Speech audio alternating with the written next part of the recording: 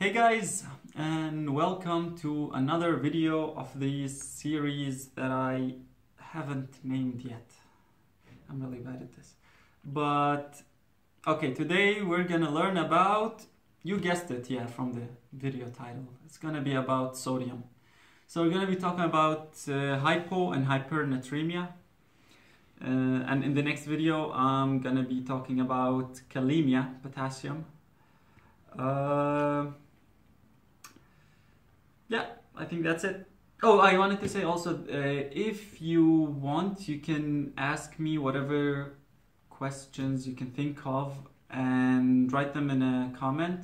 And then I'll make one video, maybe a live feed video about like just answering these questions that you have. Try my best, I don't know. If you have questions, why is this written, why is that, why, or how does this happen? These are the best questions I can answer. Yeah, so that's it. Let's do natremia. I got here some, if we needed like some basics for the aldosterone, for the other mechanisms in kidney. Gonna be talking maybe about them. So let's get to it. Okay. So the topic today is natremia. All right, as we know, the normal range for sodium in the body is around 136 to 145 millimole per liter. Okay, this is so you would know that before this is hyponatremia and here it's hypernatremia. And when we measure this, just keep in mind that this is the concentration. Okay, oops, it's concentration. Okay, meaning how many units are there in a liquid, in water or in liter. Okay, so this is like just in the beginning. Now when we talk about natremia, we have to differentiate from other terms that you can find in some references. These are the volemia. Okay, so problems with sodium cause volume change.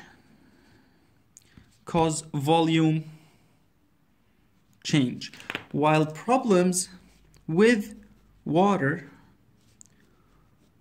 will cause sodium change. Now, how the hell does that happen? Or what does it mean?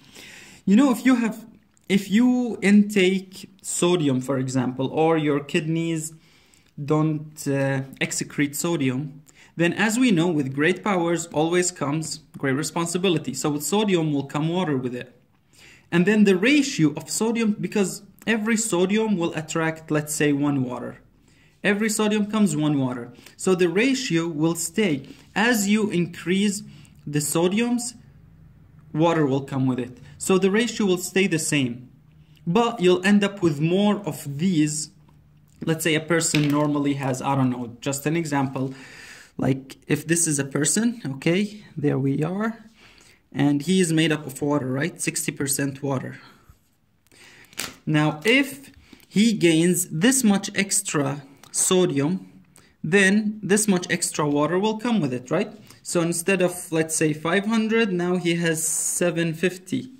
But this, now all together, all of this is balanced, okay? So the sodium concentration is still, let's say, I don't know, like, still 136, okay? Well, if you increase water and only water, then this water will cause a dilution to the sodium because water doesn't attract sodium with it. It's only this way. So when you increase water, you'll end up with diluting the sodium that you have. Okay? So yeah, this is why when you increase water, you'll get hyponatremia, for example, if only free water increases or decreases.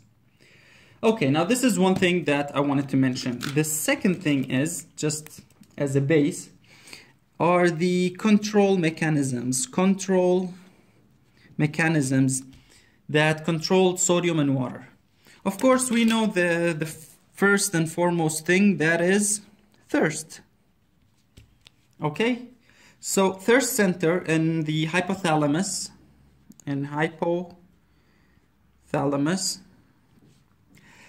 gets activated when you have, for example, too little water, okay? Or if you have like hypernatremia, you know, concentrated, you can say somehow concentrated sodium in the blood. Okay, you know, when you eat something like a very, very sweet juice or sugary thing, then you feel thirsty because your body needs more free water, so you just want to drink. Okay, the second mechanism is ADH, antidiuretic hormone, also produced from the hypothalamus. Its nuclei are in the hypothalamus. And this ADH has two driving forces. Two things stimulate the ADH. It has an osmotic stimulus, osmotic and non-osmotic. Now, osmotic means that whenever the oncotic pressure, so you get osmotic or oncotic. Osmotic, oncotic, hypertonic, whatever you call it, when it increases, so when you eat something very salty or very sugary, you increase the osmoles, then the body secretes or produces ADH, and this tells the kidneys, okay, we need to anti-diuresis. We need to reuptake the water. So you reabsorb only free water to balance that saturation, let's call it. It's not very accurate, but you can imagine it this way. Now, the non-osmotic is simply means you have hypovolemia. And how do you get some volume back? By ADH partially, and partially by the RAS system, renin, angiotensin, aldosterone. This one is the most effective and the strongest because it gives you back sodium and water, okay? I mean sodium, and with it comes water. Okay, so this was just a very, very small, short introduction. And now let's start with the first thing. So starting with hyponatremia. As we said, hyponatremia, the reference range is 136. So below 136 millimole per liter, that's going to be considered hyponatremia. Now, with hyponatremia, the classification goes as follows. First, you have to mention the word osmolar. So the first step, one, is you check the osmolality or osmolarity. Usually we deal with the unit, which is osmolality per kilo, okay? Because we can measure how many kilograms is a person.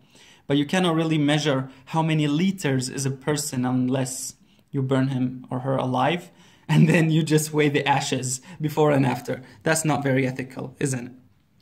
Right? And okay, and second step is you check the volume. Okay, only for hypo, you check first this, and then you subclassify as this. So the first classification depends on the osmolarity or osmolality. Okay, therefore, we will get let's start with hyper osmolar, iso-osmolar, and hypo-osmolar.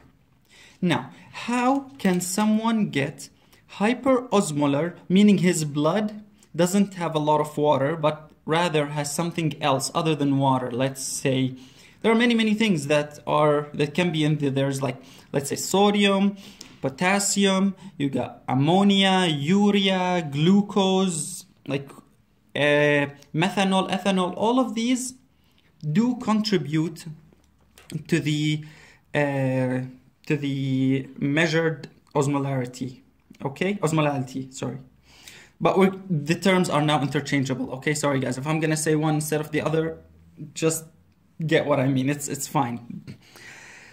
Okay, so the hyper, meaning you increased it's not the thickness really, but the concentration of blood is higher, but you still have hypo. And as we said, if you have hyposodium, hyponatremia, then you kind of increase the water. So how do you increase water and osmolarity? Very, very simple. This means you have high sugar, okay? Or of course, high glucose. So if somehow a person intakes a lot of glucose, then with it will come water. And this increase will increase the water and the osmoles, but without increasing the sodium. So the ratio of water to sodium only, okay, will be higher for the water than usual, than normally, okay? So this one is the cause for hyper. Once you see hyperosmolar, think of any other osmoles other than the sodium, okay? This is when you increase sugar. Now what are the cases that you increase sugar, for example, or it increases? Of course, you know, diabetes mellitus, this is one. And other, for example, if you increase other sugars like sorbitol or mannitol, blah, blah, blah, whatever. How do you fix it? Fixing is so simple. Therapy is just treat the hyperglycemia. Hyperglycemia. Okay, just treat it and that's it, done. Now, isoosmolar. Think the same way you thought of here. Here we increased hyperosmolar. Okay, let's say you have a cup here. Let me draw. Maybe it will help. Okay, we have a cup of tea, let's say, okay? There's a cuppa, okay? So in our cuppa, let's say you have, let's make sodium in like here you have 5 sodiums, okay? So 5 sodiums, of course, with them are 5 waters, for example. Okay, the blue ones are water.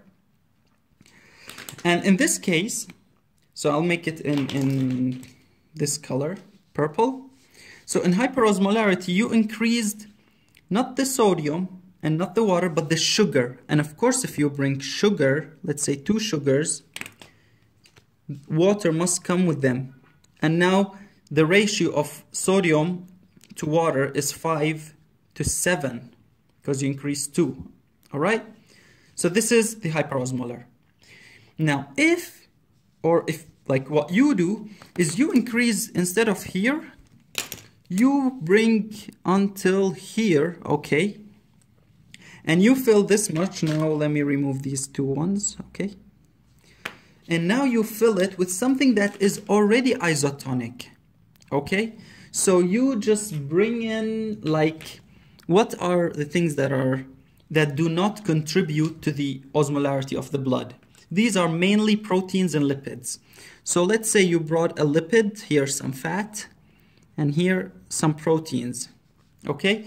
So you put here some proteins and some lipids, and of course these will attract some water to them, right? And now if you measure the osmolarity here, you will find it quite normal, in the normal range. The osmolarity. Why? Because these do not contribute to the osmolarity. But what you did is you increased a little bit the free water, and now you diluted the sodiums, so it became a hyponatremia. Now, what kind of diseases or cases you find this isoosmolar one?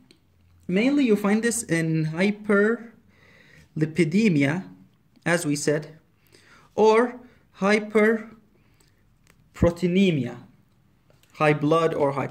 Now, what kind of cases you get hyperproteinemia? Do you remember multiple myeloma, MM, when you have a lot of IgG, which is a protein, right? Yes. Or if you have macroglobulinemia, these cases when you have like fragments of proteins or fragments of the antibodies increasing in the blood, okay? So these ones are cases of ISO. Now, in literature, they tell you that there are 2 subtypes or 2 things. You can have it as a true or a false increase.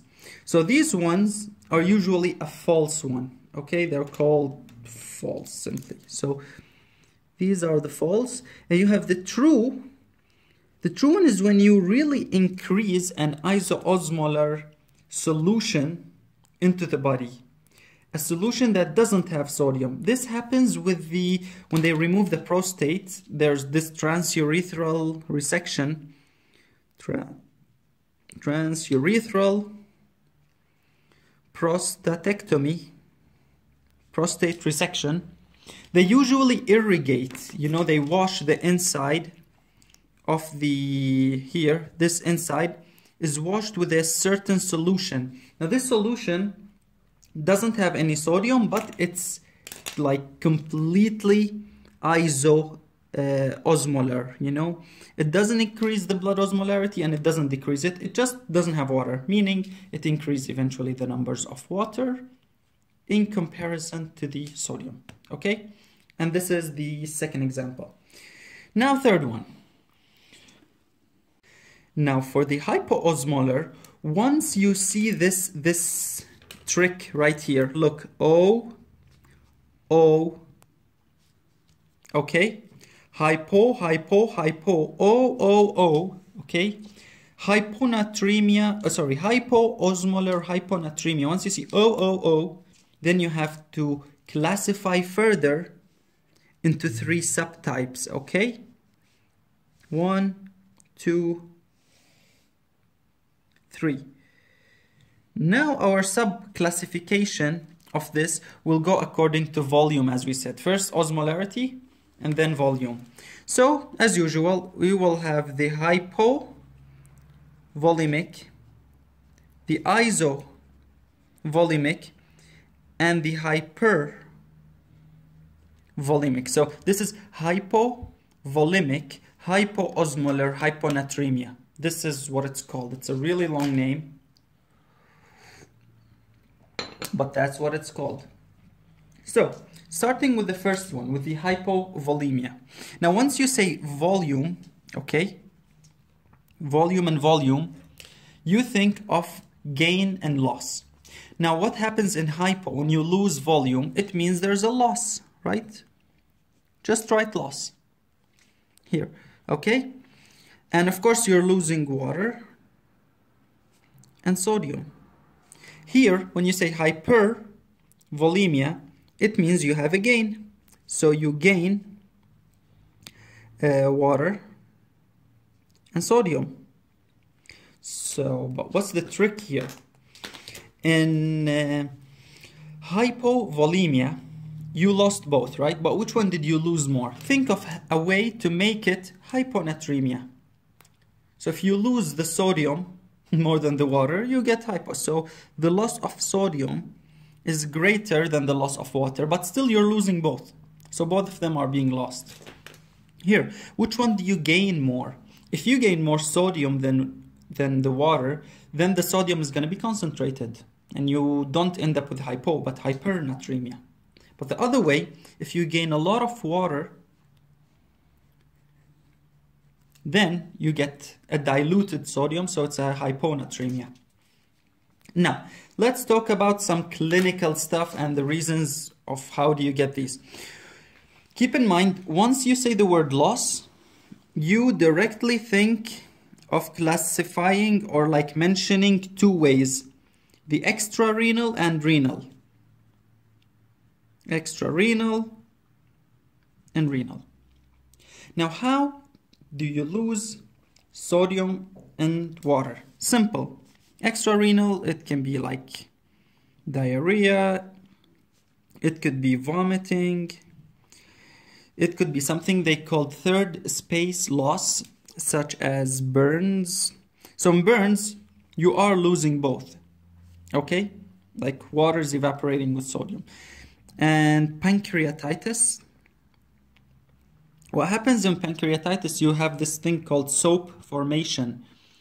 And the fluid and sodium, they both extravasate. They basically go out of the vessels and into the formation of the calcium magnesium soap when there's pancreatitis. Okay? So this is the thing. mainly, okay? Third space loss and the normal ones. Now in renal, also simple, think of the main things that make you lose sodium, okay? Now the thing that make you lose sodium are also simple, right? You have diuretics, whatever types of diuretics, thiazide, loop diuretics, all of them. So diuretics makes you lose sodium, and with it goes water. And the second one is if you have a disease, for example, RTA2. Remember which one was 2? 2 was the one with the trick in the proximal tubule. So the trick, its main goal was to reabsorb. Let me check if I have it somewhere here. The RTA2. Here. Okay. So this is RTA2. And this was when they meet together and they go in, and the whole goal of all the system is to reabsorb sodium. Keep getting sodium here in exchange for H. Sodium and sodium goes. Sodium and goes, okay? And if there's something wrong, you don't get it in, you lose it. This was it. So, as we said, in RTA2, you are losing sodium, of course, with it some water. And other thing is, for example, if you have RTA4, because this is aldosterone resistance or aldosterone deficiency. Remember what aldosterone does? It just reabsorbs sodium, or something similar to it. What if aldosterone is not there? Okay, so mineralocorticoid MC deficiency. Okay, or if you have a glucocorticoids deficiency. The thing is, they both keep acting on the MC receptor, and they both keep it at a base level of activation. And when they both don't, when one of them is deficient, then you can have something similar to RTA4, okay, like low aldosterone in a sense. Okay, now how does the body try to compensate for this? Now RTA2, I told you it's a proximal problem. So when you have a proximal problem, then the other one will try to compensate, which is the distal. What do we have distally? We have RAS.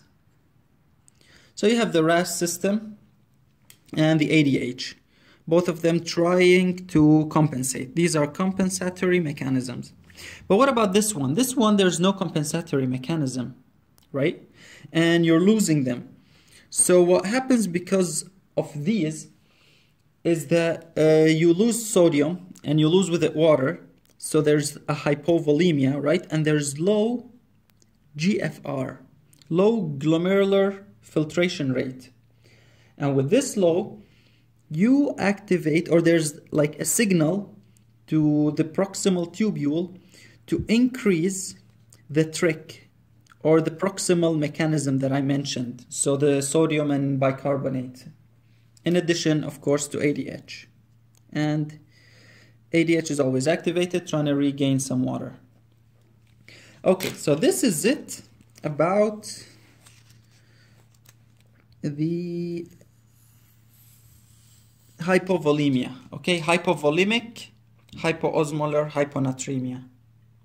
Now let's move on to the isovolemic. Now whenever you say isovolemia, not isoosmolar, but volemia, right away, think of ADH. Guys, this is the main player here.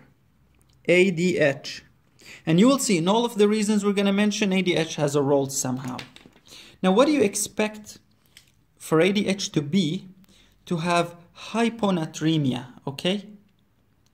So to have hyponatremia, you need ADH to work a lot, right? Let's say it does work a lot. Then you reabsorb a lot of free water, okay? Free water. So water will be more than sodium. It will dilute it. And there we go. So the main reason is ADH increase. And now start mentioning whatever you want about like cases that are associated with high ADH. Let me just tell you some of them. Let's say you have syndrome of inappropriate ADH. SIADE, right? This is one of them. What else? If you have, let me draw this one for you. It's not going to be easy. Okay. Here, I'm going to draw it here. Here, you have the CRF nuclei in the hypothalamus, the corticotrophic releasing factor or releasing hormone. This one acts upon the pituitary nucleus, to secrete ACTH. ACTH, so it's all stimulation. This one makes cortisol. Okay? And cortisol in itself has a feedback, a negative feedback, right? Let me make the negative in another color. So it has a negative feedback. Now the thing is, and it's not very clear why, but this is what they think, that because this nucleus, the CRF nucleus, is in the hypothalamus, and it's in close proximity to another nucleus, which is the ADH nucleus. ADH, okay? So these two are close to each other, and they think that when one increases, the other one increases. Okay? Now let's just say a random reason why CRF would increase. Cortisol. What if it decreases? If this one decreases, or there's not of it anymore, then there's no negative feedback and both of these will increase. So that's why here one of the reasons they say is cortisol or glucocorticoid deficiency. Okay, this is one of the reasons. Another one is that let's say you have something that is causing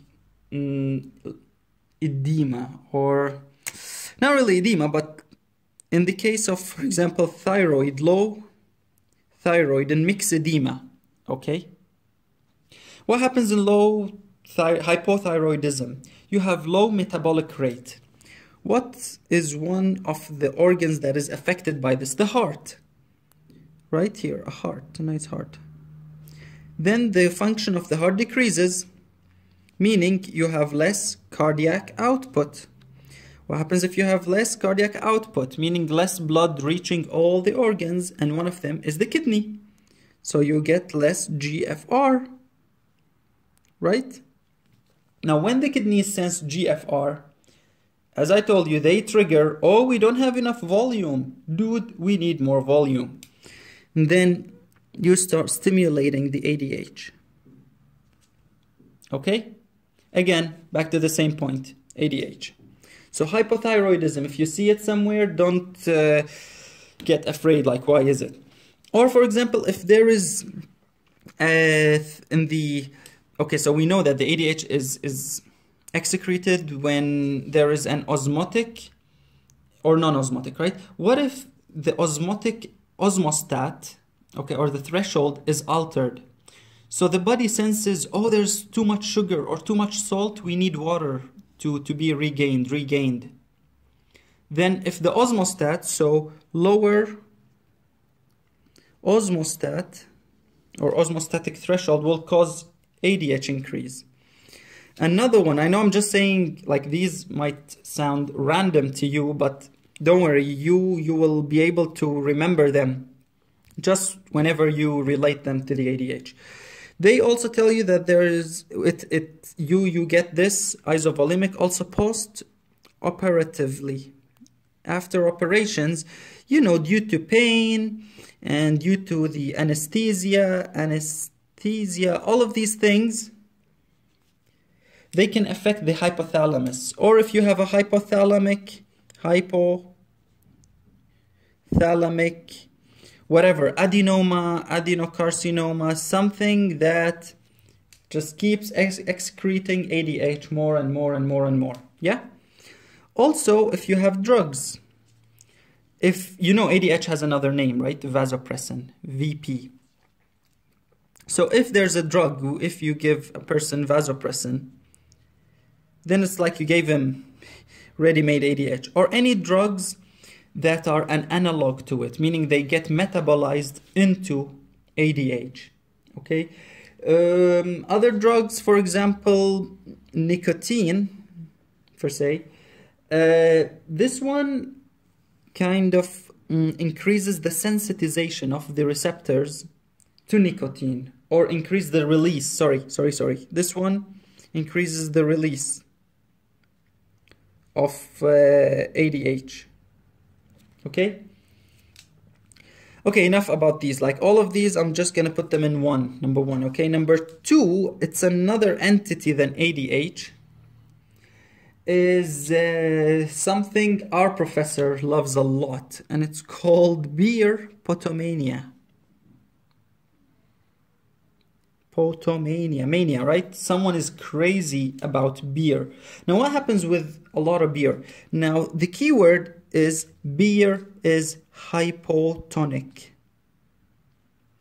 So when the body intakes a lot of hypotonic fluid, then you increase its volume, and then you need to get rid of the volume. How do you get rid of water? From the kidneys. But you cannot just excrete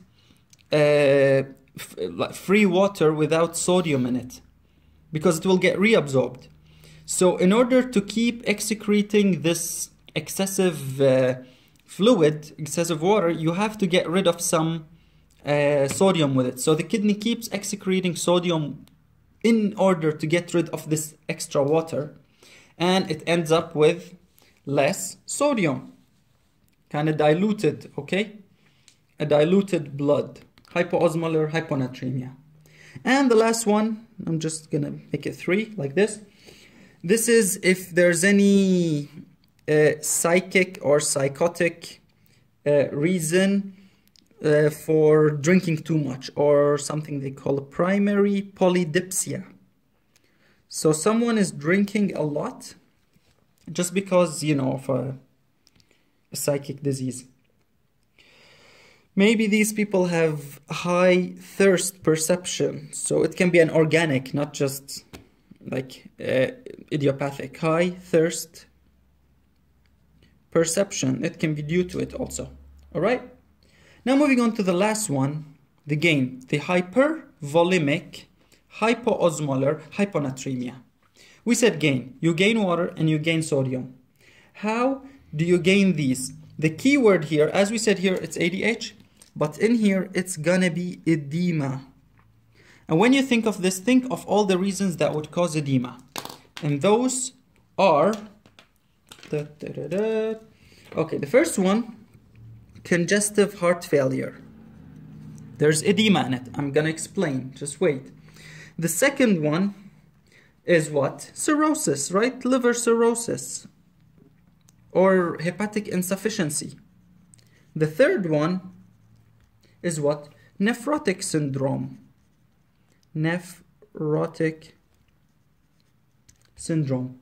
And the fourth one is what? Kind of similar to this, to the nephrotic, which is chronic renal failure. Now let's explain. What happens in congestive heart failure? This acts by 2 ways. Backward failure.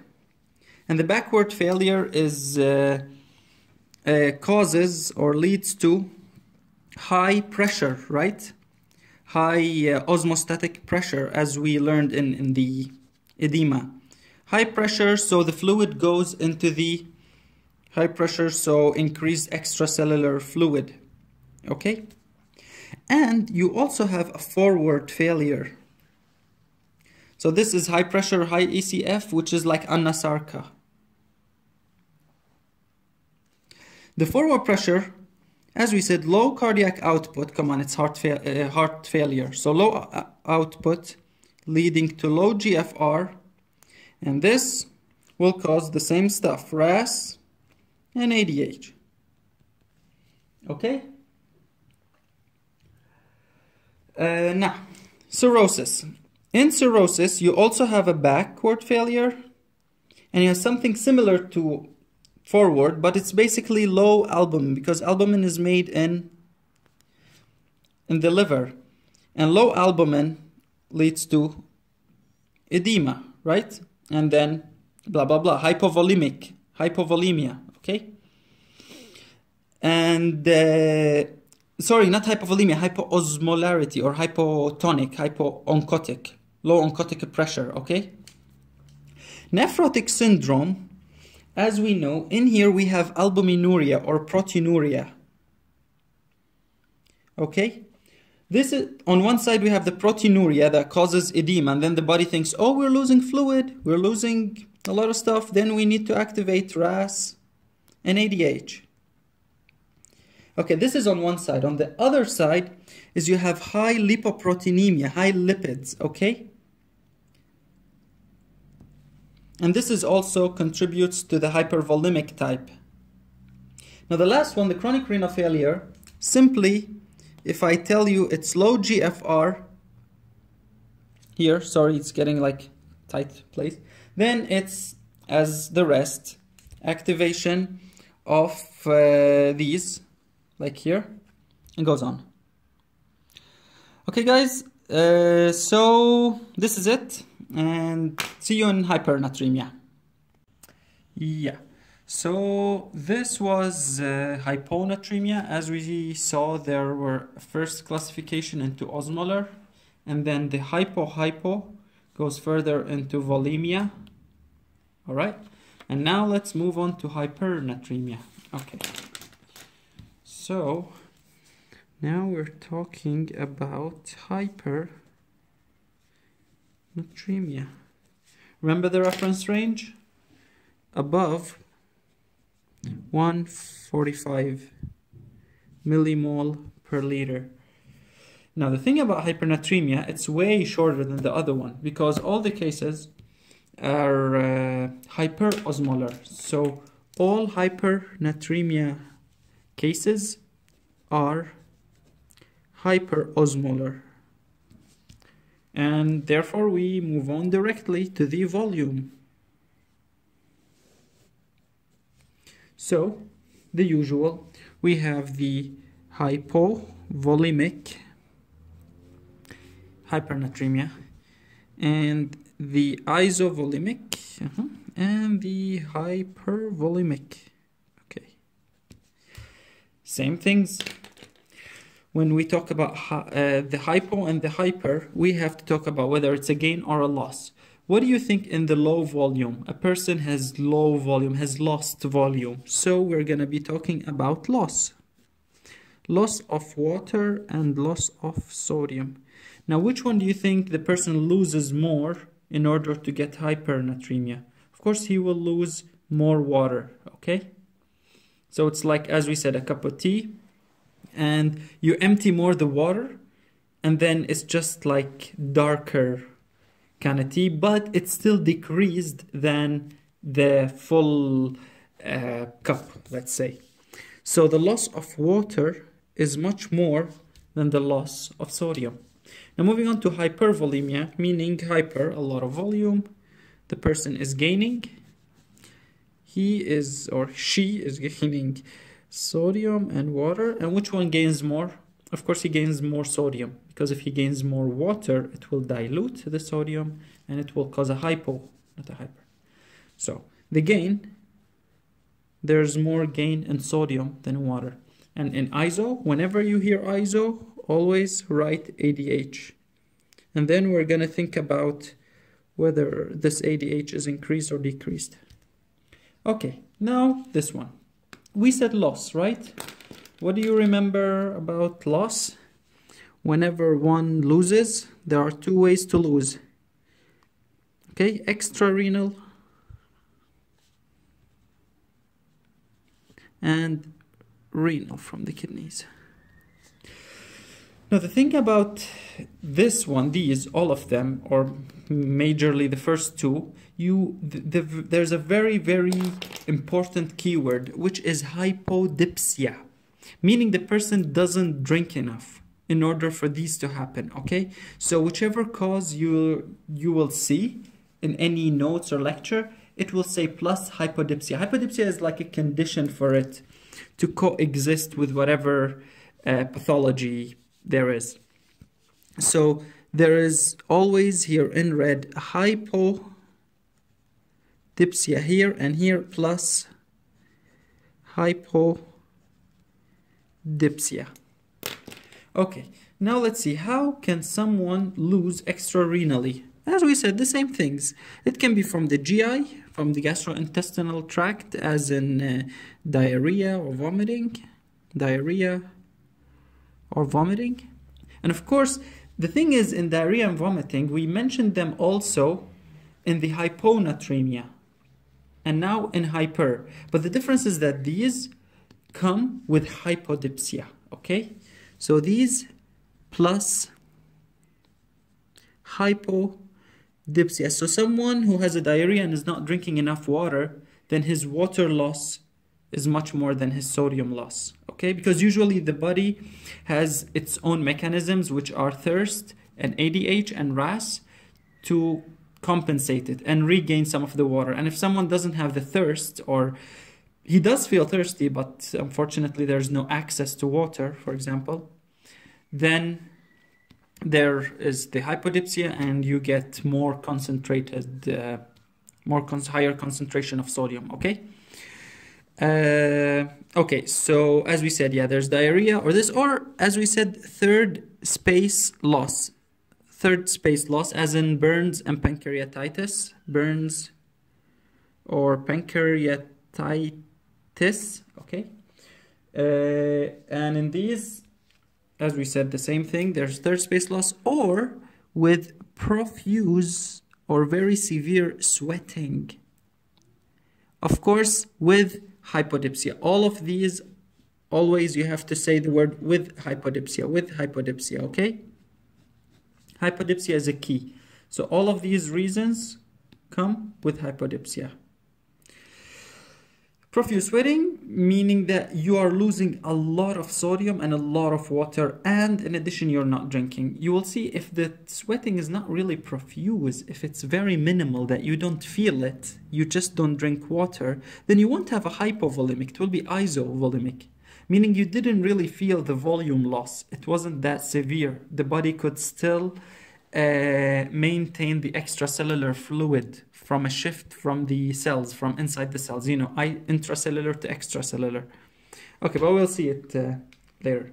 What about renal causes? Exactly the same thing. If someone is taking osmotic diuretics, then he's losing, let's say, glucose, okay? He's taking this for SIGA, the SGLT inhibitor, for example. Then he's losing sugar, glucose, and with it, a lot of water, okay? And that's why you get more loss of water in the sodium. Or if you have any other diuretics, again, plus hypodipsia, okay? Anything that has like a red dot, burns dot, pancreatitis dot, profuse sweating dot, diuretics dot. This red dot means you have, it comes with hypodipsia, okay? This is the red dot here. I hope this is big enough for you guys to see it. So all of these with hypodipsia, same thing. If there wasn't hypodipsia, then you would lose sodium more than water, and you will end up with a hypovolemic hyponatremia. Alrighty then. Now moving on to isovolemic. We said isovolemic, think of ADH reasons along with hypodipsia. Here you can also classify it into renal and extrarenal. Renal and renal causes. Now, what are the extrarenal causes? This one is, as I said earlier, if, for example, someone has insensible water loss, insensible sweating, or insensible by respiratory tract. You know, now as I'm talking, I'm losing water and CO2 from my respiratory tract. And I don't feel that I'm really dehydrated unless I talk for too much. then and I don't drink, then I will have a hypernatremia. Okay, so these two is under this insensible, the person doesn't really feel it that much. Or, for example, if you have also a problem in the thirst center, of course we said this one lies in the hypothalamus. Hypothalamic thirst center abnormality. What happens here is you can say it like this, or as the threshold, the osmotic threshold actually moves upwards, okay, or increases. What does that mean? Let's say a normal person has a... We all know that the normal blood osmolarity is 280 to 296. Let's just say like an average and say 290, yeah? So someone usually should have 290 normally. If the threshold moves up and this person starts feeling 300 is the normal, okay? And that's a problem, because when this person is 290, then the body feels like, oh wait, this is not 300, this is way lower. Then we need to increase the solutes, we need to increase sugar and sodium to reach a higher osmolarity that is a 300, okay? So the body doesn't secrete ADH. It's like, no, we don't need water, we only need solutes to reach the new set point, the new set threshold, okay? So as we said here, the ADH is what then? It is decreased. ADH decrease. And this is the threshold, or something wrong we said with the hypothalamus. Now, what are the renal causes? Renal causes of ADH, normally, ADH, I mean, in itself, what's the problem that you don't have ADH? It's called diabetes. We mentioned it in an earlier video, diabetes insipidus. Once you say this, you have to classify it, right? We know that it has 3 causes. Actually, there's more, I think, but these are the main ones. So it could be central, meaning a problem with ADH. This is low ADH, okay? So central, meaning there's no production of ADH, or maybe there is ADH, but it's not being sensitized by the receptors, and its receptors are in the kidney. So it could be nephrogenic. ADH resistance, for example, or blockers, something that, a drug that blocks ADH, you know, anything could be. And the third one is rare gestational in pregnancy.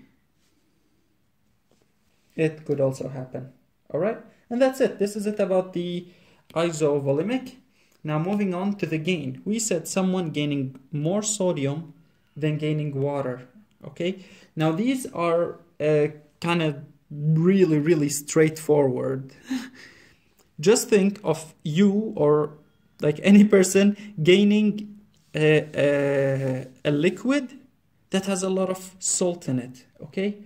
This can happen in like normal cases, someone taking high salt, okay? This is the most obvious to start with, high salt. Or if someone needs a treatment, and in this treatment you have a sodium in it, like sodium bicarbonate in case of treating acidosis, whether this acidosis was respiratory or metabolic.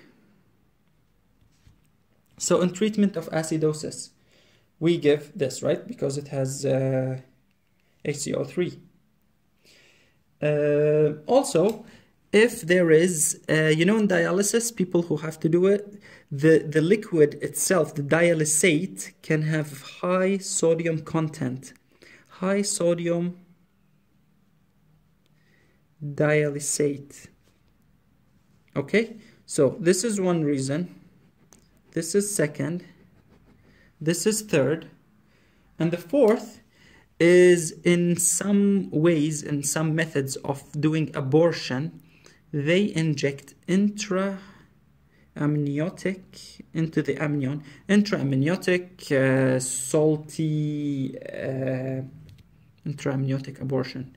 But there's a very high salt, it's like 3%, I think, yeah, 3 something, 3.5, 3% NaCl. How does this happen?